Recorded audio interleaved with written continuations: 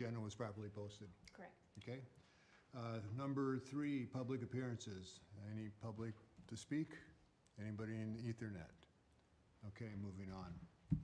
Number 4, discuss and consider the meetings of the Utility Commission meeting on October 9th and then also December 11th, 2024.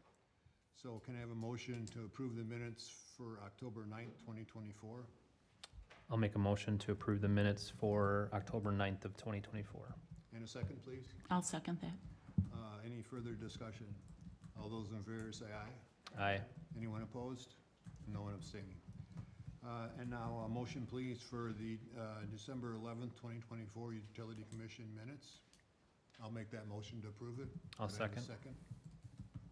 And any discussion on those? Okay. All those in favor say aye. Aye. Anyone opposed? And no one abstaining. Thank you. Number 5, discuss and consider approval of the vouchers. I'll make a motion to approve the bills as noted in the commission. So can I have a second, please? I'll second. Anyone further discussion? All those in favor say aye. Aye. Anyone opposed? And no abstaining. Number 6, unfinished business. Discuss and consider the water tower lease agreement with Verizon and see possible closed session. So number 1, Oaks Golf Course Memorandum of Water Tower Lease. Yeah, so both attachments are the official lease from Verizon for the water tower lease as previously discussed with the 10-year lease agreement as well as the annual termination as we have discussed in previous closed sessions. The other thing to note is we have requested that they add a not to exceed language for the easement and the surface area that they will be on the tower prior to signing. If there are any very specific questions, we can go into closed session for that, unless Rick has anything to add. No, we've had a chance to look at the lease. It's consistent with the prior direction we've gotten from the commission. But if you'd like to go into closed session to discuss further about anything specific, we'd be happy to do that. Okay, I believe that's on 11, so we'll just wait till the closed session to get any further discussion, if that's okay with everybody. Okay, and then number 2, the Oaks, I guess that's the same thing. Do we need any more discussion on that? No. Okay. Number 7, new business, presentation from Hamburg companies regarding the Coal Highland utilities. We have Andrew here, as well as everybody else that can introduce themselves, to discuss the Coal Highlands plat and the utilities through there. So I will share my screen for you, Andrew, as we had previously discussed. Thank you.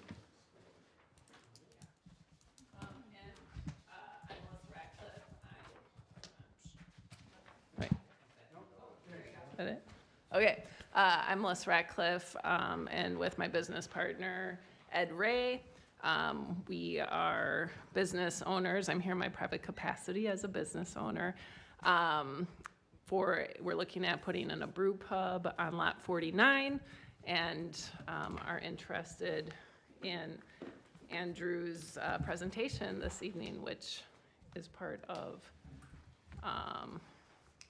our development, our project moving forward as well. So, Yeah, pleasure to meet you all. I'm Ed Ray, partner of Melissa, 2 of the 3 owners of Near and Far Brewing. And so we've been looking for a location, and one of our partners that lives in Cottage Grove recommended Cottage Grove. We thought it was a good fit for our concept, and ultimately we found a lot that we thought would be a perfect fit for our brewery. And so we're going to be at Plan Commission later to talk through that project, but wanted to be here and talk through this piece with Mr. Hamburg, as there is a synergy between the 2.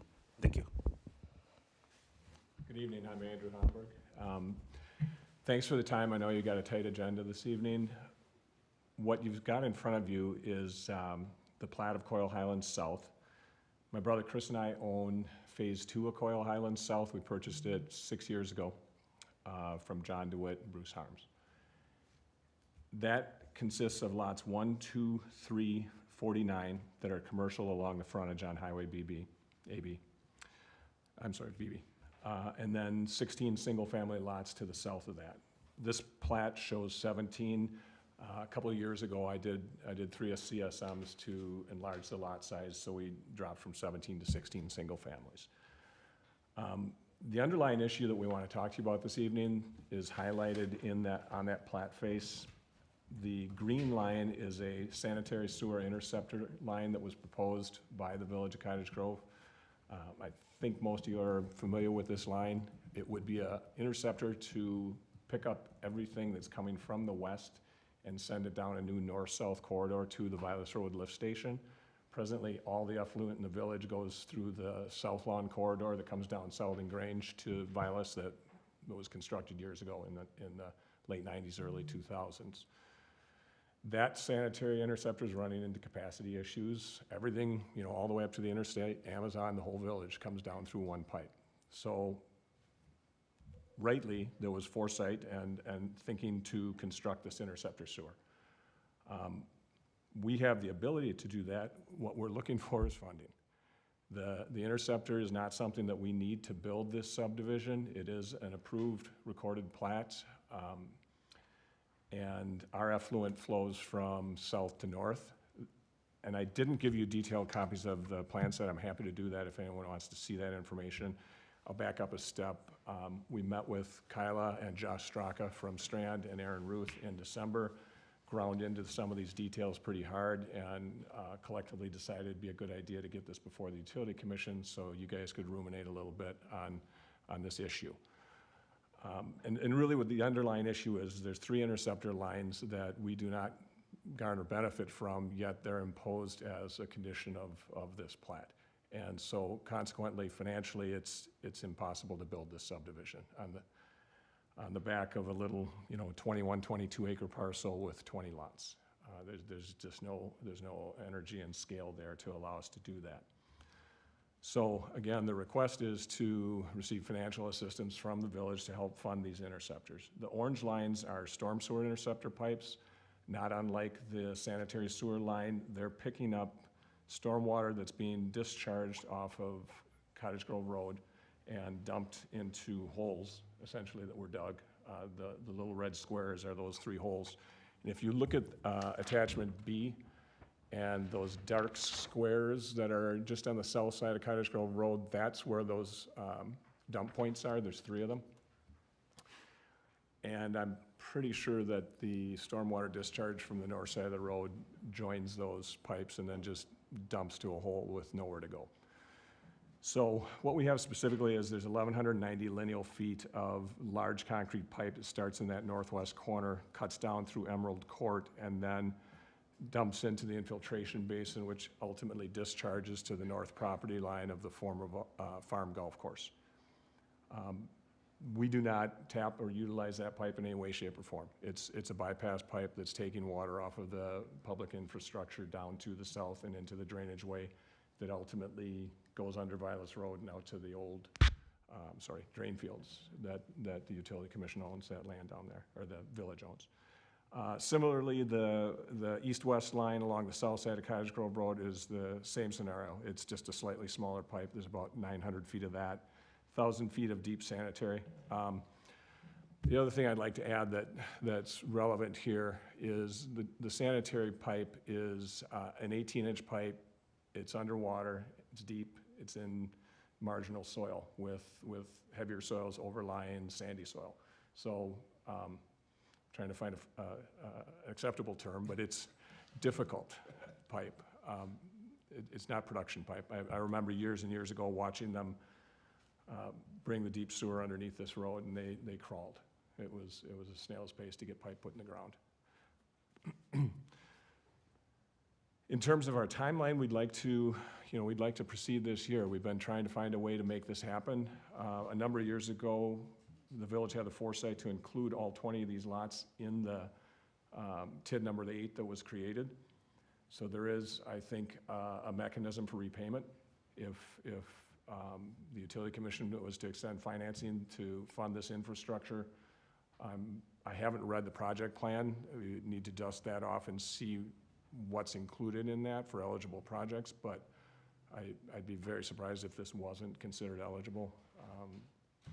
I haven't looked at that plan in a few years. I know that Ed and Melissa are anxious to get going. Their project is exactly what we've been looking for to help catalyze this development. It's a multi-million-dollar project. It's an asset that is not in the community presently. And you know, just from my experience dealing with the people I sell to that move into the village that we encounter, this is exactly the kind of stuff that they want, is the opportunity to go to a nice brew pub restaurant right along the main drag and have a little more upscale experience, family experience for their entertainment. It also opens up the opportunity for lots 1, 2, and 3. I had a pretty significant project that I worked on through the majority of 2024 that unfortunately went upside down because of interest rates primarily and building construction costs. You know, the 1-2 punch of inflationary pressure and interest rates remaining high took that one off the table. But it's hard to sell a concept, a hypothetical. You know, right now it's a 22-acre bean field, and absent some assistance from the village, it'll probably stay that. And to go way, way back, Chris and I did have a meeting with a number of principal parties from the village prior to moving into that closing and buying this from the other developers. And told them we were gonna need help with this element of it. And, you know, to a person, everyone nodded yes, you know, move forward, we're supportive of what you're trying to do here. So now, 6 years later, we're trying to find a way to specifically execute that plan and fund it. I can add a little bit as to how we got here. So I reside in McFarland. Melissa, myself, and our third partner, Garrett, embarked on this process. I very much wanted our project in McFarland because, well, I live in McFarland. And over, I want it you can tell who, but Melissa, through her personality, really started to introduce us to Cottage Grove outside of the few built facilities here. It wasn't a place that I frequent often. And as we developed our business relationship, I realized that it would be a good fit. I think it was exactly what Cottage Grove needed.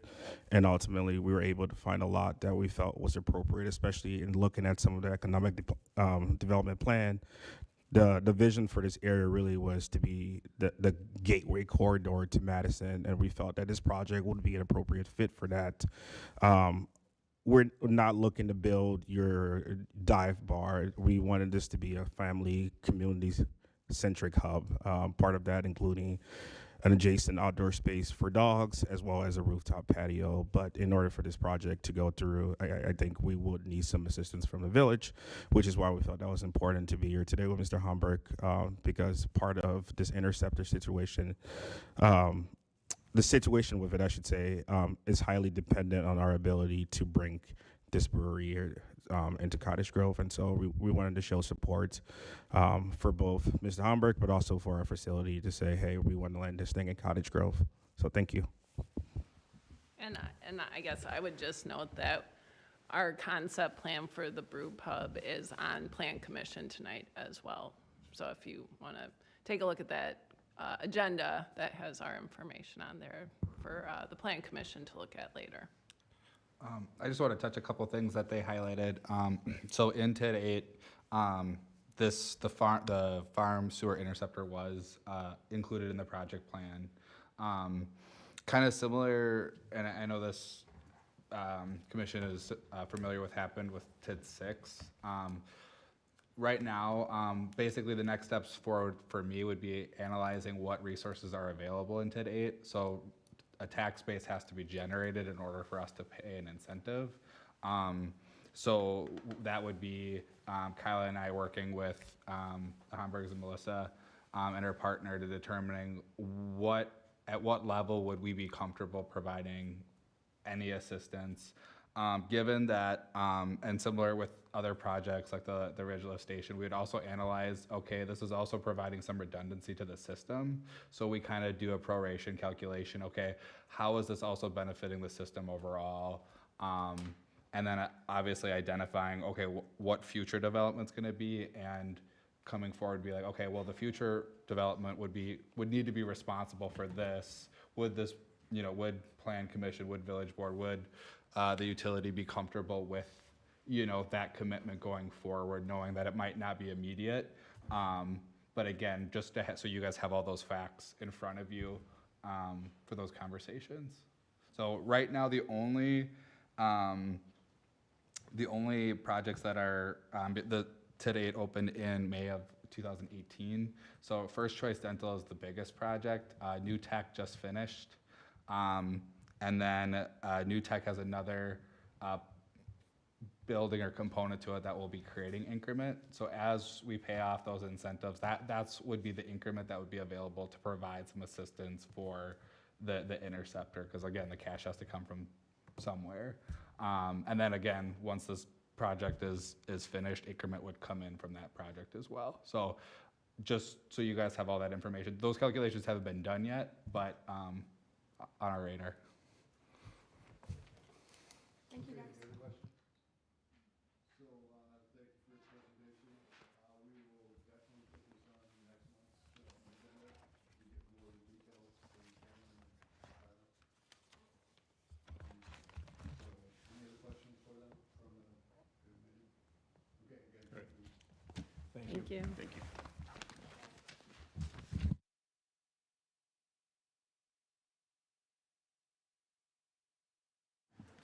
Included in your packet is the engineer's report. Strand Associates was not here today. They are moving forward with the West Lawn Estates 5th edition.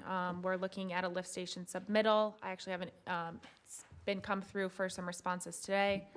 Corey Ridge Phase D is moving forward with their sanitary sewer and water main. They are still moving forward through construction right now. And the Amazon facility has kind of halted all utility construction for the public for the winter.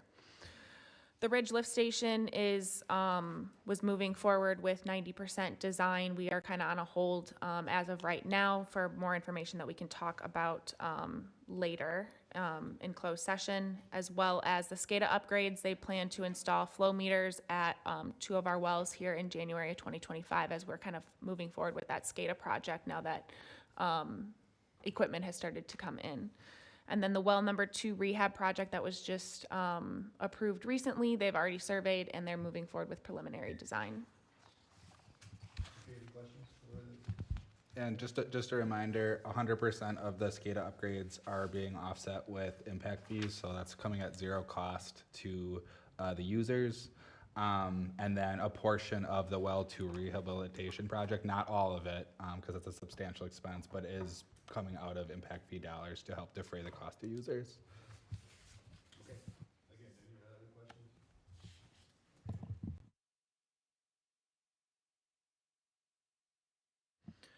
When it's cool out, we go and review the lift station and or not the lift station, the force main. We go check on our air release valves and manholes that lead from our Vilas lift station over to the MMSD drop point. We did come across one of our air release valves has a lot of water full in it. And so we are working here on a cold day and going to pump out that water, make sure everything's sealed up. So kind of some winter maintenance items that we're able to do in the farm field and through our easement when it's cold weather and we can get to everything. I saw that one of the pumps is gonna be rebuilt. One of the submersible pumps, so not our actual pumps for the lift station. We have submersible pumps and like bypass pumps for groundwater and stuff and any discharge. So one of those failed and we're gonna be replacing those here actually tomorrow or Monday is the plan. That was planned, I think, right? It was not, but they are very instrumental on overarching cost. Number 10, future.